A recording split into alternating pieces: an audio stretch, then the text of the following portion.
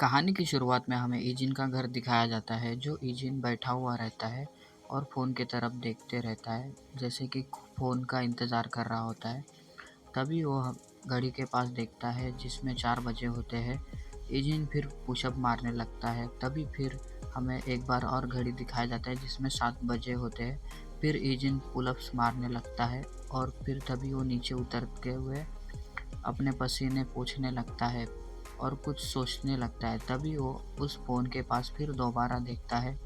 तभी ईजिन को डायुन आवाज़ देते हुए कहती है कि ओप्पा। तभी डायुन को देख के ईजिन उसकी तरफ देखता है और फिर कहता है कि हाँ। फिर डायुन कहती है कि क्या मैं थोड़ी देर के लिए अंदर आ सकती हूँ? डायुन को ऐसा देख के ईजिन स्माइल करता है और कहता है कि हाँ, क्यों नहीं। फिर डायुन रूम के अंदर आते हुए चेयर पे बैठ जाती है और ईजिन और डायुन एक के सामने होते हैं, फिर कुछ बोलते नहीं। फिर थोड़ी देर के बाद डायुन कहती है कि आपने कहा कि पहले मुझे बचाने वाले लोग आपके कलीग थे। तभी ईजिन कहता है कि हाँ। फिर डायुन कहती है उन्हें बताना मेरे तरफ से कि कहना कि थैंक यू। तभी ये सुनकर ईजिन कहता है कि क्या? तभी डायुन कहती है कि जब मुझे किडनैप कर लिया था तो मैंने हार मान ली थी। मुझे घर के किसी के प्रवेश के अलावा और कुछ भी याद नहीं है। जब मैंने होश में आई तो मेरे हाथ और पैर बांध दिए हुए थे और मेरे आँखों पे पट्टियाँ ढक दी थी। मैं बहुत डर गई थी। फिर आगे कहते हुए कहती है कि लेकिन कुछ ही देर में बाद बाहर से हंगामा हुआ और किसी ने मेरे हाथ पैर खोल दिए।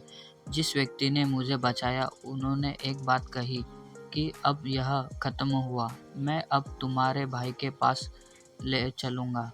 ये ये बहुत अजीब था, लेकिन मैं बिल्कुल नहीं डरी नहीं थी और उन्होंने मुझसे आँखों से पट्टी हटाने के लिए कहा था, फिर भी मैंने उन्हें ठीक से नहीं देखा। वो पूरे रास्ते मेरे साथ बहुत सावधान रहे, यहाँ तक कि जब मुझे कार में ले जा रहे थे तभी भी वो चुप थे, लेकिन वो अच्छे से कार में भी बहुत सावधान थे, चिंतित थे कि कहीं मैं संतुलन खोकर चोट ना खा लूँ।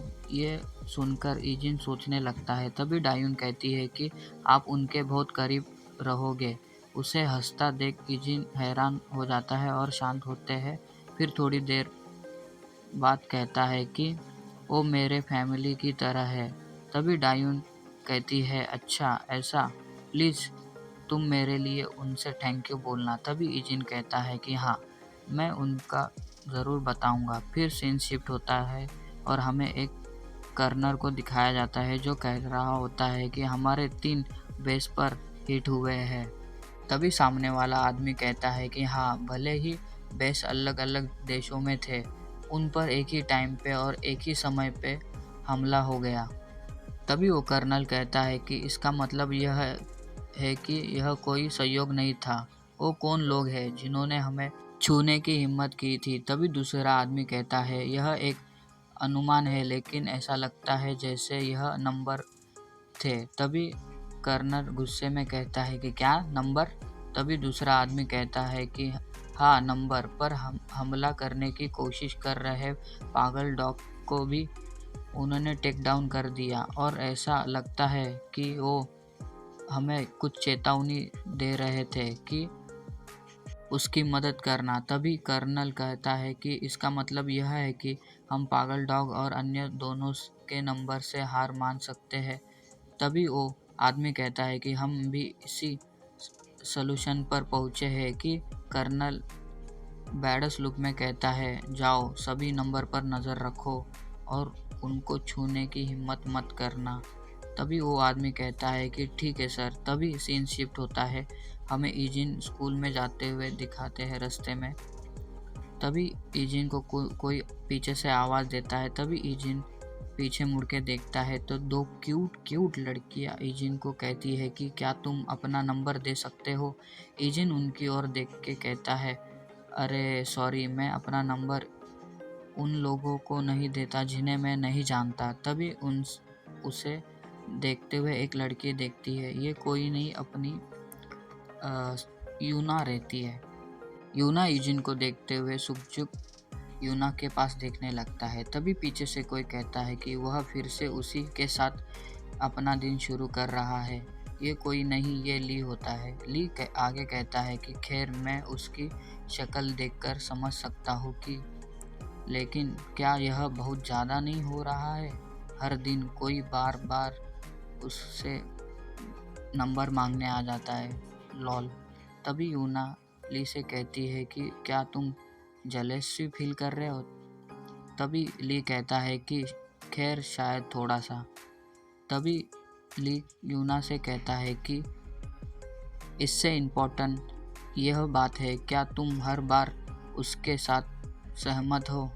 यह बात सुनकर यूना थोड़े देर कांपते हुए कहती है कि क्या?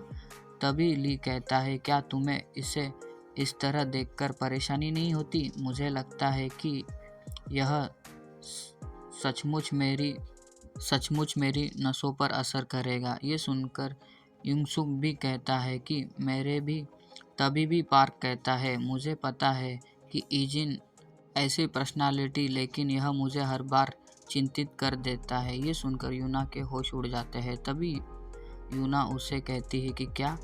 इससे मुझे क्या परेशानी होनी चाहिए? ये सुनकर तीनों यूना को देखने और घूरने लगते हैं। यूना को ऐसा देखकर सुजुक देखने लगता है। तभी यूना मुंह इधर उधर करने लगती है। तभी कहती है कि क्या? तभी ली गुस्से से यूना को कहता है कि क्या तुम हमें पागल समझते हो? तभी सुजुक कहता है कि जब तुम ईजिन के साथ होते हो तो तुम हमेशा उसे ऐसे ही देखती रहती हो। हम यह क्यों नहीं जान पाएंगे कि तुम ईजिन को पसंद करती हो? ये सुनकर पार्क भी कहता है कि पहले भी जब ईजिन हमारे साथ पीसी रूम में नहीं जाता था या ठिकाने पर नहीं होता था तो तुम्हारा चेहरा उदास हो जाता था, लेकिन जब ईजिन वहाँ होता है तो तुम बहुत खुश हो जाती हो।